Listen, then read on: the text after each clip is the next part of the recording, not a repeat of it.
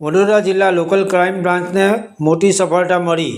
Delhi Mumbai એક્સપ્રેસવેના Bharatmala highway પર ભારતીય બનાવટના વિદેશી દારૂનો મોટો જથ્થો ઝડપી પાડ્યો।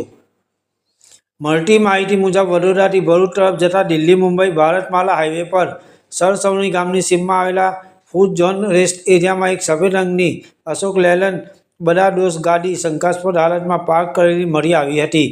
બાતમીના આધારે એલસીબી ટીમે વાહનની તપાસ કરતા તેમાં ભારતીય બનાવટના વિદેશી દારૂનો જથ્થો મળી આવ્યો હતો। પોલીસે કાર્યવાહી દરમિયાન બિયરના કુલ 6,240 સ્ટ્રિંગ જપ્ત કર્યા હતા, જેની કિંમત અંદાજે 7,80,000 રૂપિયા હોવાનું જાણવા મળ્યું છે। આ ઉપરાંત અશોક લેલન વાહનની કિંમત 5 લાખ રૂપિયા મળી કુલ 12,82,000થી વધુનો મુદ્દામાલ કબજે કરવામાં આવ્યો છે। સમગ્ર મામલે પોલીસે કાયદેસરની કાર્યવાહી હાથ ધરી છે, જ્યારે દારૂ ભરેલી ગાડીનો ચાલક ફરાર થઈ ગયો હતો। હાલ તો પોલીસે ફરાર વાહન ચાલકની શોધખોળ હાથ ધરી છે। બ્યુરો રિપોર્ટ, પાલેટ ટાઈમ્સ।